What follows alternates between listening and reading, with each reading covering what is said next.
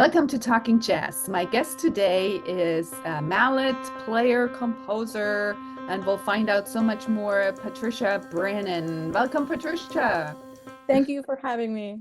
It's great to have you. We got to chat a little bit after you played with Mary Halverson in Vienna, and I was so excited when I saw your new album. So I want to talk about it and introduce some of the music. Usually, before we dive deep into the music, since not everybody is familiar with the artist, maybe you can just give us the quick synopsis of Patricia Brennan, how she got bit by the jazz bug and by the mallets and, and how this all happened. Well, I'm originally from Mexico, the southern East Coast in Mexico, a state and a city called Veracruz. So the marimba culture is huge there. And so that's kind of, long story short, that's kind of where the mallet percussion seed was planted. And then I became a percussionist, and vibraphone happens to be one of the instruments that you have to play as part of the curriculum. And when I wanted to study improvisation, it was kind of honestly the choice between two instruments, drums or vibes.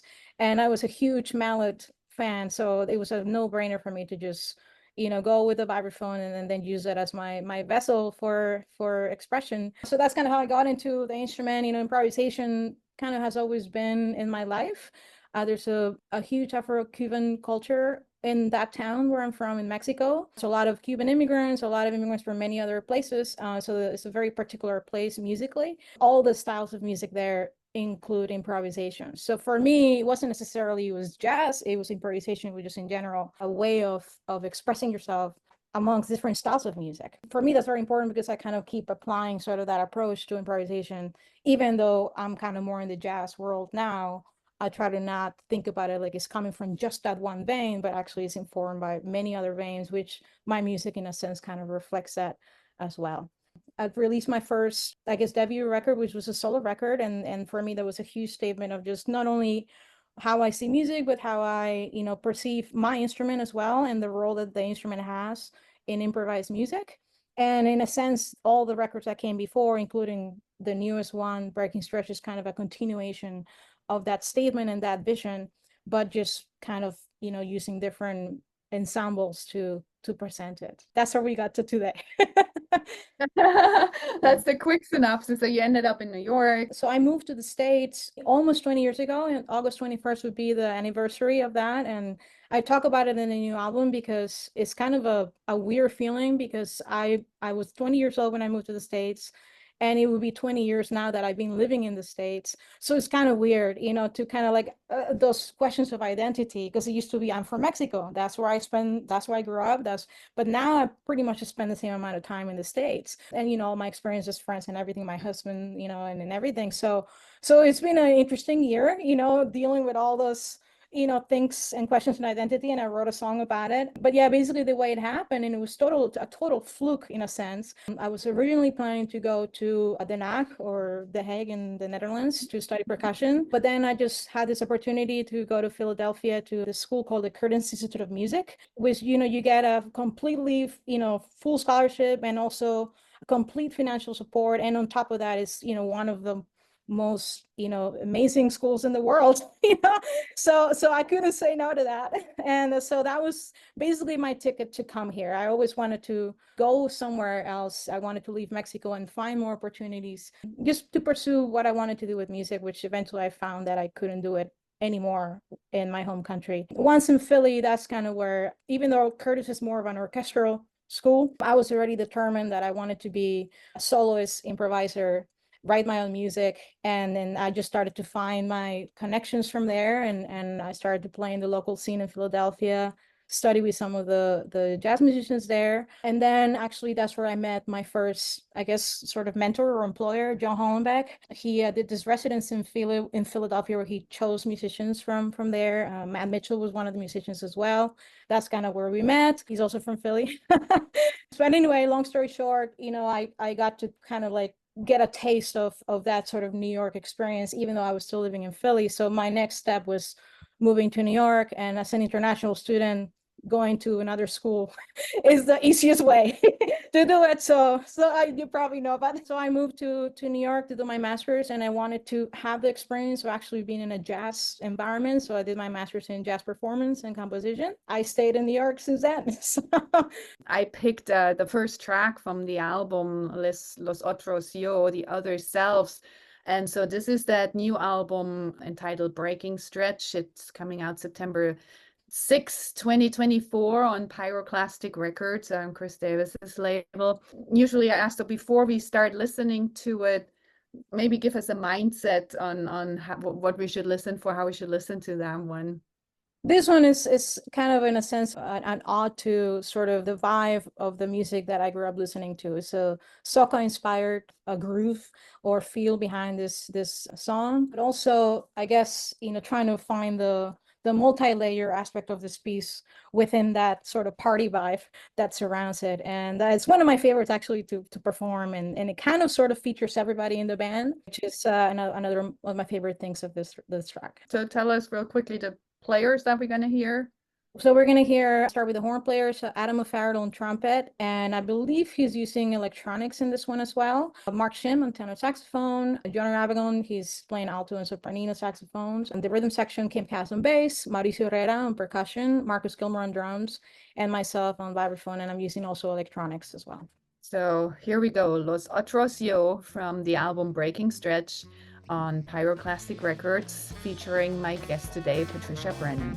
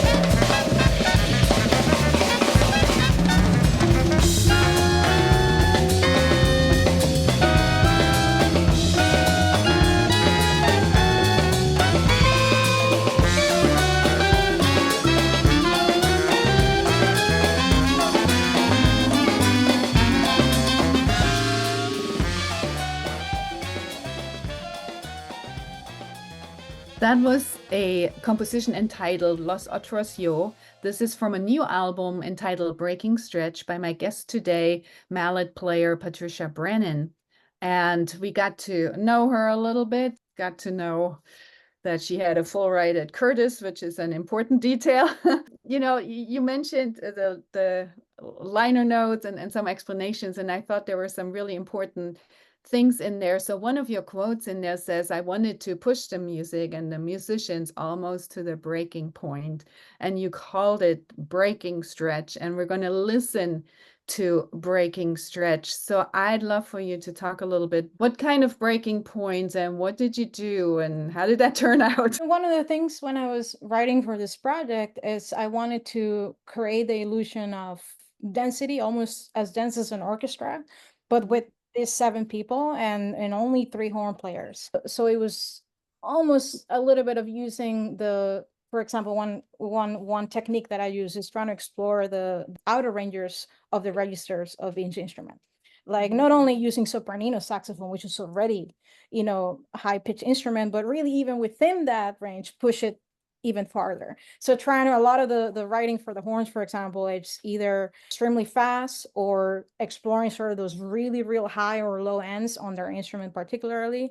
And I feel that sometimes by using that technique, particularly, I think one of the pieces in the record that examples is the best is Mudanza, because it's this really kind of almost sounds like a brass piece, but I'm having everybody on their extremes. So it gives the illusion of almost having like 15 horns, even though it's just 3 horns doing this and a bass player. That was sort of I guess, the concept behind of pushing them to their limits, not only literally the limits of the range of the instrument, but also technically a lot of the pieces here are extremely difficult to play for the horn player. It's a lot of fast passages, almost barely enough time to breathe sometimes, which I would say a lot of my bands, I really think about who's playing them when I'm writing the music. So when I put this band together, I mean, the music came after. I really was writing for John Ravigan. I was writing for Mark Chim. I know exactly what they're capable of, seeing playing with them in other bands or in other projects or seeing them perform. So I was conscious of, okay, I'm not going to write something that, is going to be impossible to play just for the sake of writing something impossible. It was just more to serve the music, but also choosing the right people to be able to execute it. So yeah, so I was, even to those players, I really wanted to push them to sort of that edge and also give them something exciting to work towards too. So yeah, and this particular piece, Breaking Stretch, it highlights, again, those ways of composing, but also the piece itself. I was messing around with a rhythmic structure, sort of a binary ternary constantly coexisting, where it sort of creates this weird elasticity that it almost feels like it's about to fall apart, but it never really does. So like the beginning, for example, I mean, for those people that are musicians or can understand more technical aspects, half of the band is in a ternary feel and the other half of the band is in a binary. So we're trying to somehow coexist and making sure that we're lining up and not, kind of float away from each other, because that feeling could potentially happen where, the half of the band starts to kind of displays a little bit, almost like African music or, or minimalist, like Steve Reich or whatever, where natural displacing happens. So that was part of also the concept of breaking sort of that elasticity, or pushing the elasticity to the point where it could break, but it never really does. I think so. Well, yeah, and that tells you a lot about the capacities of the players because Absolutely. that takes a lot to be able to do that. And yeah, and there's some melodic lines that intertwine, but I assume that comes out of the 2 against 3 idea. Yeah, I mean, halfway through the piece, we flip. So then whoever had the binary field switched to ternary field and vice versa.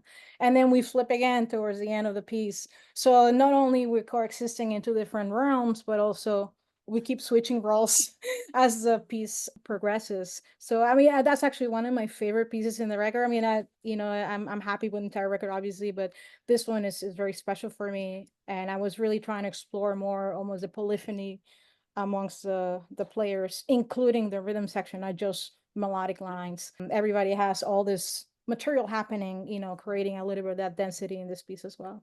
Well, let's have a listen so we can take that all in.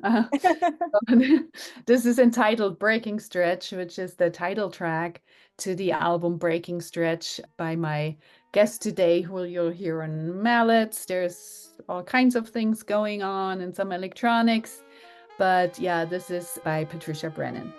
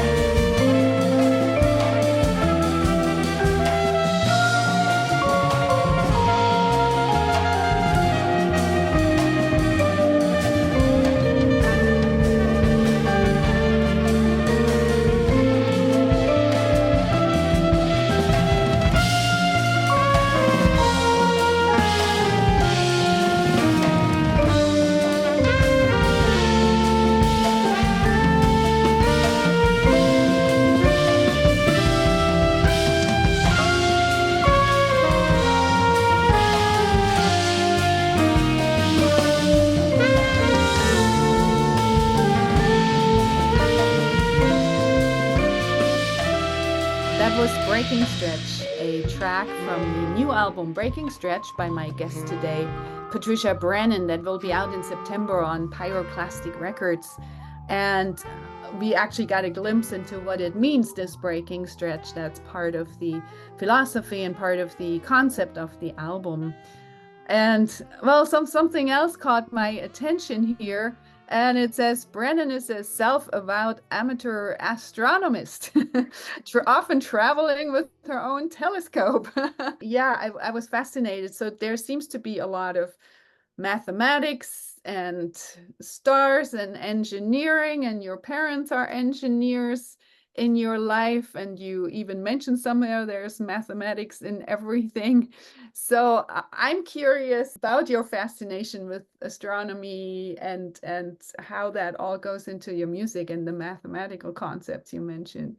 Absolutely. I mean, I think my passion came from my parents. They're both not only, they're computer engineers, both of them, and I mean, my house alone, I think is I have museum, like I have perforated cards and all this crazy stuff from like the first computers, and so I think they're also very interested in these subjects as well. So I think naturally it was passed down and I was just around it. So I was naturally kind of, I guess, curious. But I did find, from a very early place, a similarity, between rhythm or rhythmic structures and mathematics. And I think that's, not a secret, everybody knows it. And even, when the Greeks used to teach music, it was kind of paired with mathematics as well. So it's not completely unrelated, and I think sometimes there's the idea that music is very emotional and very almost random. And of course there is emotion behind, everything. You're expressing something. But I think I like to use math in some way as a vehicle or a vessel to explore other ways of writing music, rather than just the traditional ways that you learn in school. That kind of has become almost like a way of me of writing, that I just try to find different ways of using those concepts. Just actually a little insight. I'm writing another music for another record now, and I'm using constellations, like the shapes of the constellations, as a way to somehow decipher not only rhythmic material but also pitch material.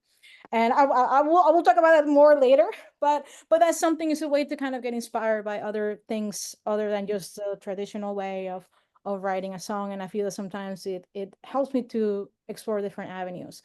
So yeah, for example, I mean, I just bring an example. I mean, a lot of this concept is in a lot of the tunes in the record.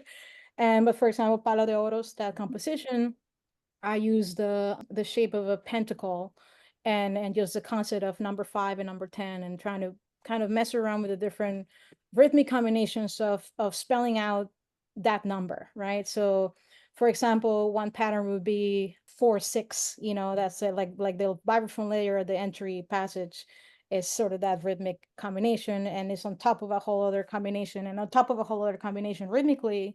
So it creates this density, but also this kind of a variety or display, and it will work, I think, because mathematically it leads up to the same number. So that's just a very simple example, of just how to use it. But one thing I would say, and sometimes I try to be very careful how I talk about this, because it's not the means, it's not to prove something with math or with intellectualism.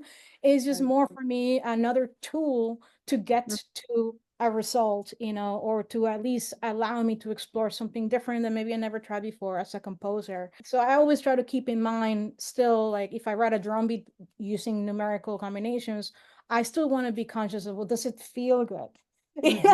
Instead of just like, well, the formula says 3 + 5, whatever. Well, but does it feel good? Does it sound good?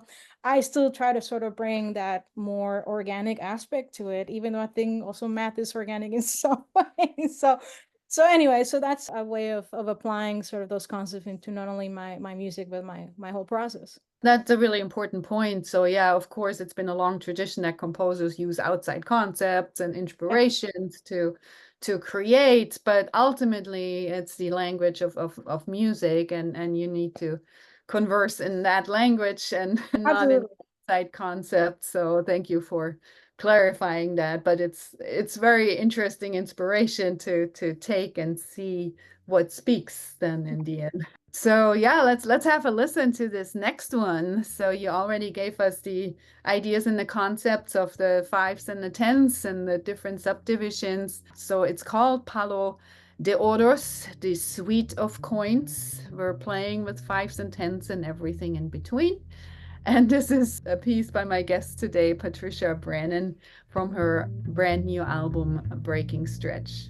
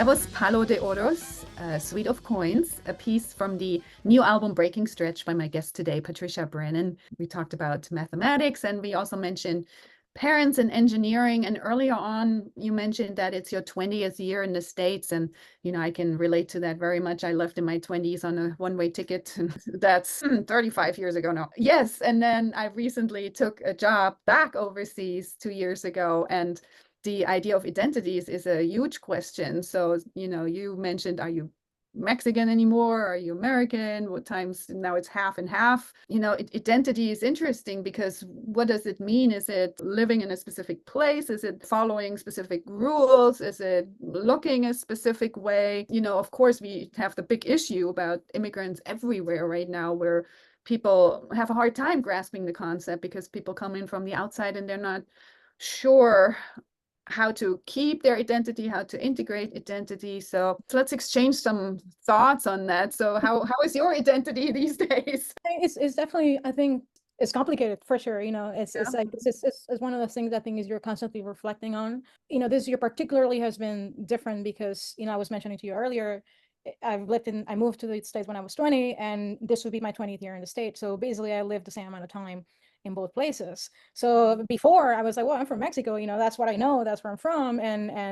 But also when I moved to the States, I was, I'm not going to forget who I am and where I come from and my culture and everything, but I was also welcoming, the culture that I was in and the new environment and the new friendships and everything. So I think that's what makes it complicated, because it's almost like everything is a part of you, but then you have to somehow figure out a way to describe that. Because I can't be like, well, I'm American, or because I can't say, well, I was born in Kansas, or I was born in Mexico, and that was what I knew. But also now I know a lot of things from here too, and I feel very connected to the culture as well here too. My husband is American, my entire extended family is American, so it becomes part of who you are. So it's a whole trip. It's all a trip, and we are all sum of our parts, and that's what makes it interesting. And I think you're right saying that people have this need of putting things in the box, because that's only the way our brains can understand. If we can say this is a Mexican box and this is an American box, it doesn't work that way. And we have to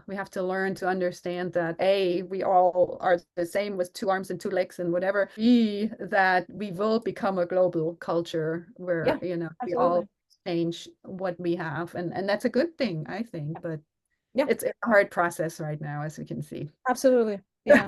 Yeah. Complicated. Complicated. 5 sons. What should we listen for in 5 sons?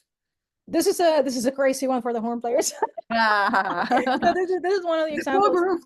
This is one of the examples of sort of that concept of breaking stretch. The idea behind this album, really pushing. In this case, I mean, actually, everybody, the horn players, particularly, and from a technical level, this was extremely difficult head to play. And actually, this is, as far as form-wise, this is kind of the most standard one. It's actually it's a blues in a sense. The solo section is over a 12-bar form, and the changes are based on the blues form.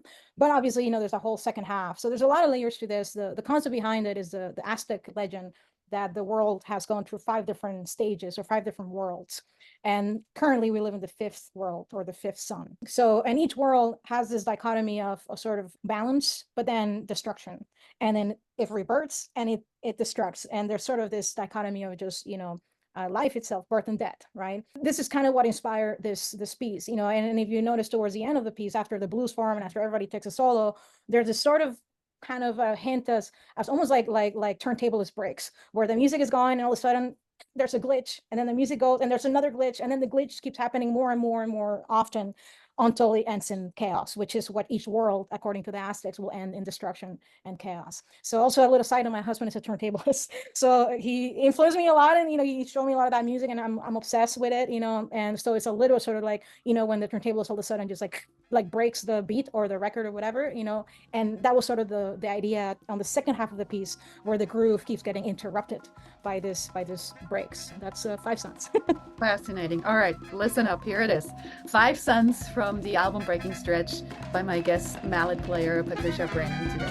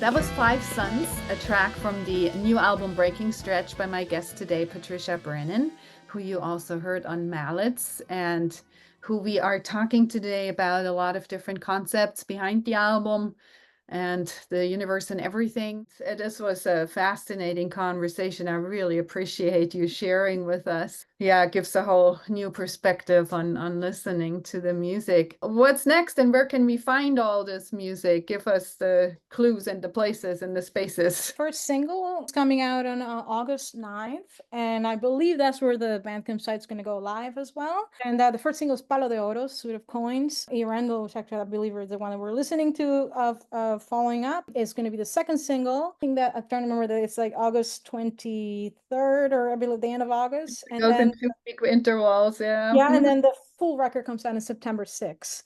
I'm really, really excited. So that's going to be on Pyroclastic Records. So you can find it on the Pyroclastic Bandcamp page. I don't know it by heart. If you just look for Pyroclastic Records on Bandcamp, you'll find the not only my other music there, but also this record as well. Also, it's going to be available everywhere else, all the digital platforms and in CD form. It's also being sold in other places as well, but of course, Bandcamp's always the best. August 9th will be the first big date, the first big single, and then September 6th is the full record release. Are you going to do some concerts with it? So we're going to be doing a CD release show, a full band from the record in New York City at this venue called New Blue. September 4, actually, just the logistics. That's kind of how it worked out. But, this is a couple days before the full release, but you get a little preview and I'll have physical copies there too. So if you live in the city, if you're there, you get a copy in advance before the full release. So yeah, that'll be our CD release show, and I am planning some shows for next year. So everything's still in the works right now, but definitely as soon as I have more details, I usually post everything on my website, patriciabrennanvibes.com. Patricia Brennan Vibes, like vibraphone, yes, vibes.com, and then I'll be updating some dates, and there's some things are in the works right now, but as soon as it's confirmed, I'll be setting the dates there. But that would be probably starting in January of next year. And so that's one of the, I guess one of the good things of having, great players is that they can play, your music really, really well, but also everybody's extremely busy too, including myself. So it's the larger the band gets, is harder to line it up. But I'm just, I'm fortunate that everybody's, having so much fun and so into it, and we'll be having fun at the release in September. For sure. Yeah, that's the other great pleasures of the band leader, that you have to organize all these things. Well, we really appreciate it, and what a great recording. Irendel it has kind of a lowdown conclusion to the album, right? Am I understanding that right? It takes us into the spheric out. Yeah, and this one is named after up to date, the oldest star that we have discovered, and which I believe in is Old English means morning star or rising star, and the name of the star. And so I wanted to sort of create sort of that vibe of sort of being out in space and traveling billions of light years, away from the Earth. There's a certain kind of, I felt like even though it's very kind of mellow compared to the other pieces, I felt like at the end of this piece, I just couldn't really listen to anything else. It has this kind of sense of finality, and it disappears, right? And just like the stars eventually they die eventually, and they dissolve and disappear. So in a sense, some of that symbolic, aspect of just like the record disappears in the middle of the universe, and it's gone, and that's it. So that was my reasoning as to why I use this piece as an album closer. Really cool. All right, we'll take it in, and then we'll take it to the stars and let it Yes. dissolve. Thanks, Patricia, for taking time out of your busy life and sharing with us. What a cool piece of work you put together. So congratulations and good luck with everything. Thank you so much, and really thank you so much for having me. It's been a pleasure. Here's Irendel, the last piece, the closing track from the album Breaking Stretch by my guest today, mallet player, composer Patricia Brennan.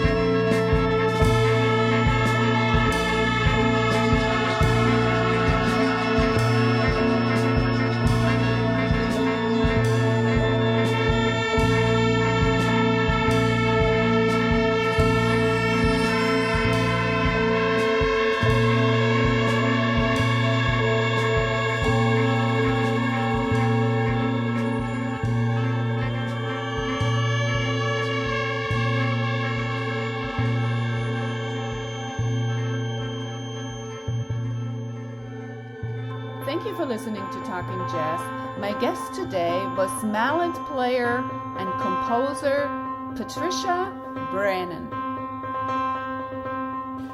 You can hear Talking Jazz every Thursday at 11 a.m. and Mondays at 7 p.m.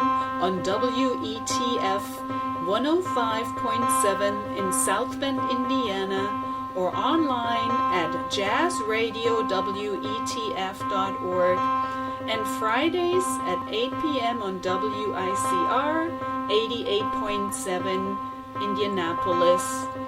Previous shows are also on my YouTube channel, Monika Herzig, MonikaHerzig. Please subscribe to the Talking Jazz playlist.